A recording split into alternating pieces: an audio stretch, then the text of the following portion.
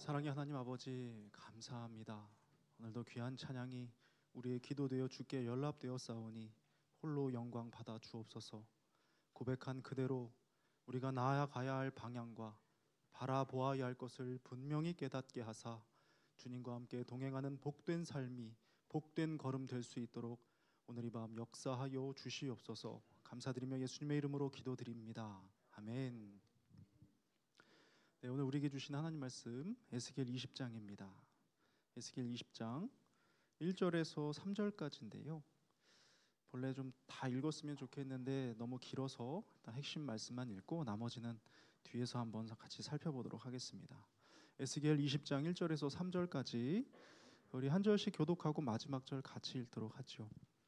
일곱째 해 다섯째 달 열째 날에 이스라엘 장로 여러 사람이 여호와께 물으려고 와서 내 앞에 앉으니 여호와의 말씀이 내게 임하여 이르시되 같이 봅니다. 인자야 이스라엘 장로들에게 말하여 이르라. 주 여호와께서 이렇게 말씀하셨느니라. 너희가 내게 물으려고 왔느냐? 내가 나의 목숨을 걸고 맹세하거니와 너희가 내게 묻기를 내가 용납하지 아니하리라. 주 여호와의 말씀이니라. 아멘.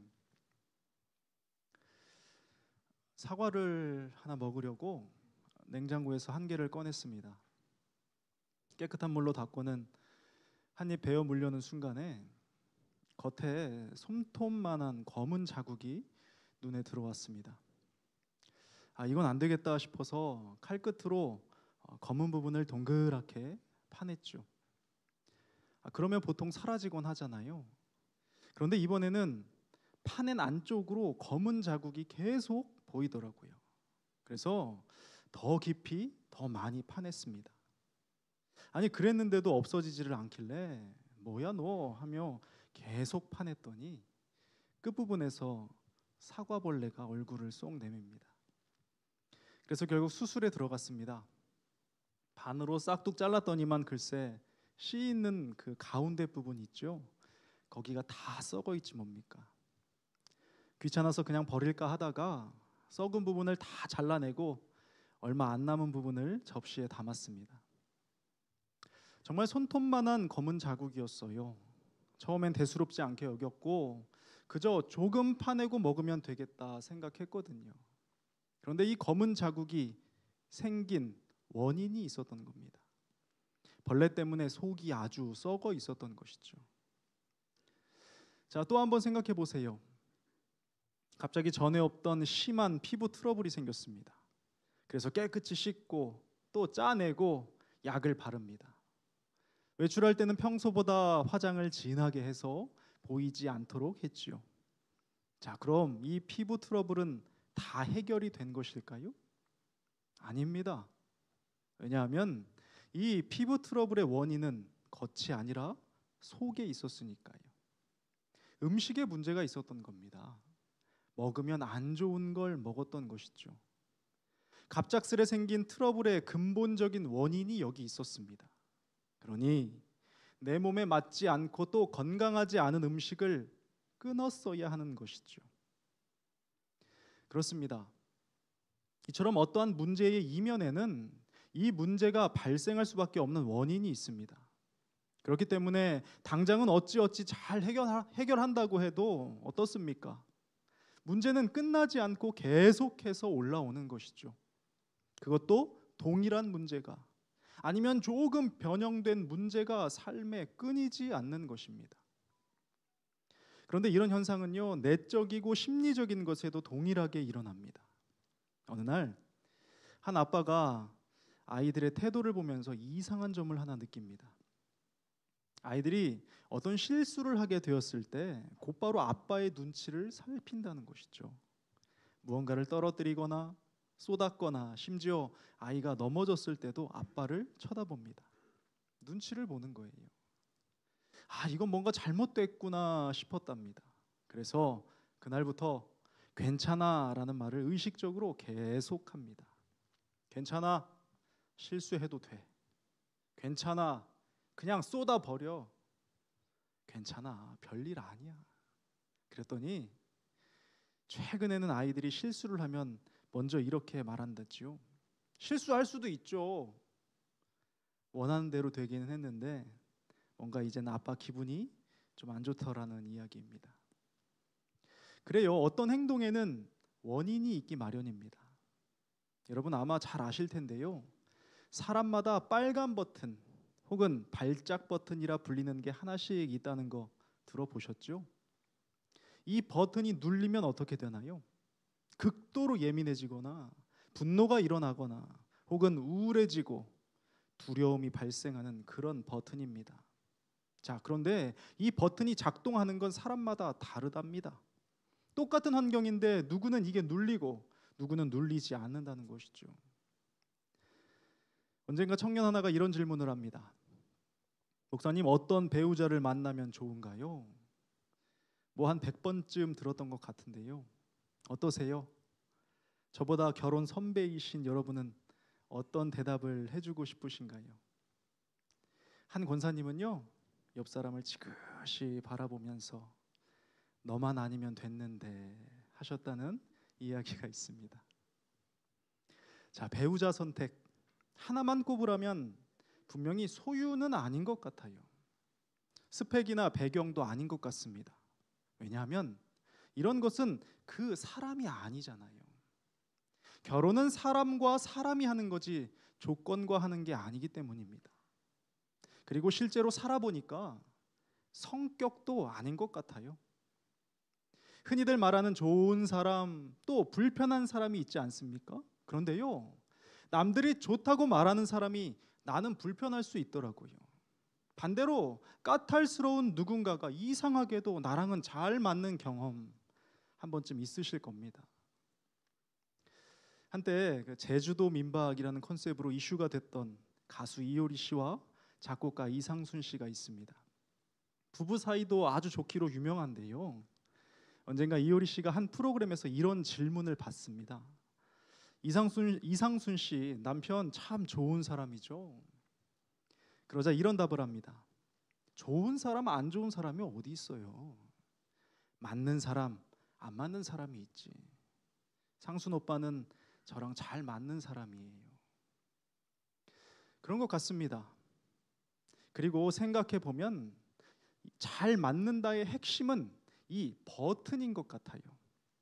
실제로 9개가 잘 맞아도요, 딱 한 가지 때문에 내 빨간 버튼이 계속해서 눌린다면 못 삽니다.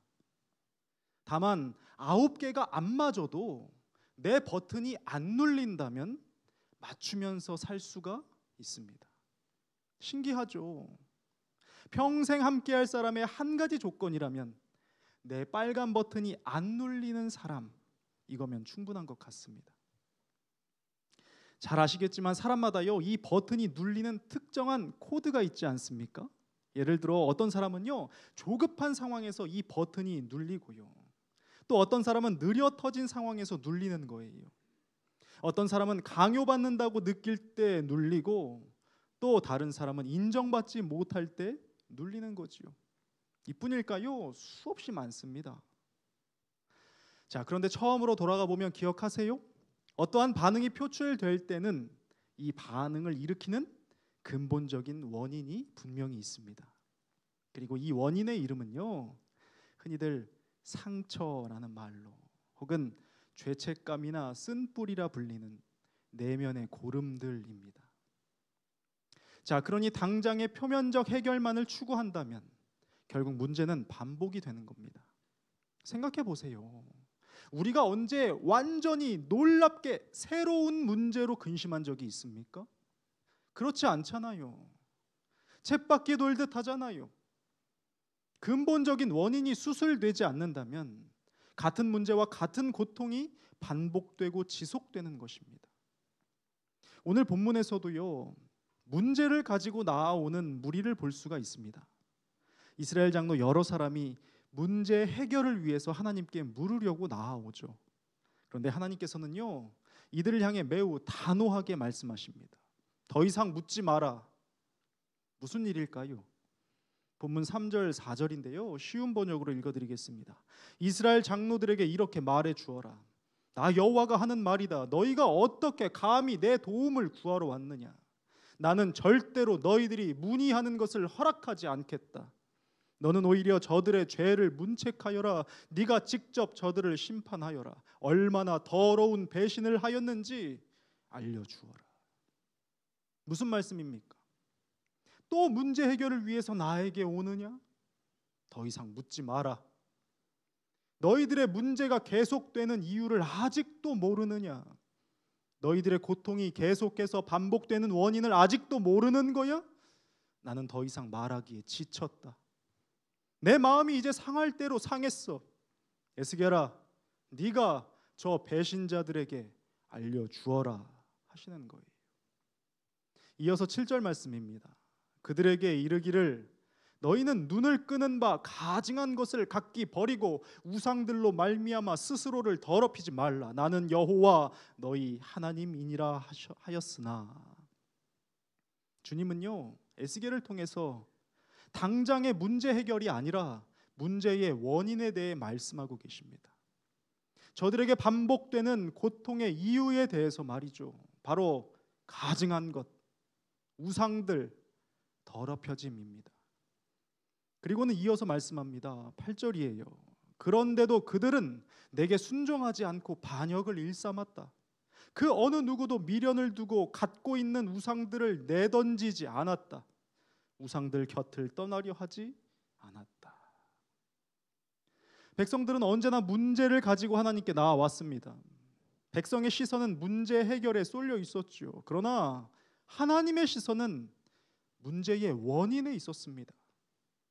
반복되는 고난과 고통의 사슬이 끊어지기 위해서는 표면이 아니라 중심에 썩은 것을 도려내야만 했거든요. 살아나려면, 회복시키려면 그래야만 했거든요. 그런데요, 저들이 도무지 원하지를 않는 겁니다. 말씀 그대로 계속해서 미련을 두었고 손에 쥔 우상을 내던지지 않았습니다. 하나님 곁이 아닌 우상들 곁을 계속 고수했던 거예요. 그래서 에스겔서 20장에서만 4번이나 동일한 말씀을 하시는 하나님이에요. 얼마나 오래 기다리셨는지, 이제는 얼마나 밉고 얼마나 속이 타고 얼마나 아프셨는지를 여러분 한번 들어보십시오. 13절입니다. 백성은 내게 순종하지 않았다. 그들은 나의 계명과 법칙들을 지키지 않았다. 누구나 그대로 믿고 따르기만 하면 목숨을 보존할 수 있는데도 오히려 그 모든 법칙을 배척하고 나의 안식일마저도 크게 더럽혀 놓았다. 16절의 말씀입니다. 그들은 온갖 우상들에게만 마음을 쏟고 내가 준 계명과 법칙을 배척하고 나의 안식을 더럽혀 놓았다. 동일한 말씀을 계속하고 있는 거예요. 21절입니다. 내게 순종하지 않았다. 누구나 그대로 지키고 실천하면 목숨을 보존할 수 있는 나의 계명과 법칙들을 무시하고 나의 안식일마저도 더럽혀 놓았다. 마지막 24절입니다. 그들이 나의 계명과 법칙을 배척하고 내 안식일을 더럽히며 여전히 저희 조상들과 마찬가지로 온갖 우상을 섬기기에 여념이 없었기 때문이다. 여러분, 하나님 마음이 느껴지세요? 오늘 우리는 너무나 분명하게 알 수 있습니다. 예나 지금이나 삶에서 반복되는 많은 문제들은 하나님과 멀어져 버린 결과라는 것을 말입니다. 미련을 가지고 내던지지 못하는 우상들, 아니면 우상이 우상인 줄도 모른 채 곁에 두었던 무지함, 스스로를 더럽히고도 끝끝내 돌아서지 않는 죄악, 고집. 오늘 이 밤 우리의 기도는 주를 향한 회개로 시작되어야 합니다. 그토록 주님을 괴롭고 아프고 기다리게 했던 나를 마주하는 시간이어야 합니다. 그리하면 다시금 은혜의 비를 내려주실 것이기 때문입니다. 메마르고 고름 맺힌 우리를 적시고 씻어내실 것이기 때문입니다. 사랑하는 여러분, 믿으십시오. 그분 안에서는요, 문제가 더 이상 문제라는 이름으로 불리지 않습니다. 여러분 믿으십시오. 하나님 품에서는 속박에서 오는 고통이 아니라 자유라는 이름의 날개를 얻습니다. 인생이 살아나는 방법은 참 아름다운 삶을 누리게 되는 방법은 우리가 잉태되었던 그 품으로 돌아가는 것뿐입니다. 그러니 더 이상 손 안에 쥐어진 것에 미련을 두지 마십시오. 그 무엇도 내 발목을 잡도록 허락하지 마십시오. 이 밤 우리 주님과 함께 우리의 우상들을 하나하나 모두 내려놓을 수 있다면 좋겠습니다. 이 시간 함께 찬양하고 기도했으면 좋겠습니다.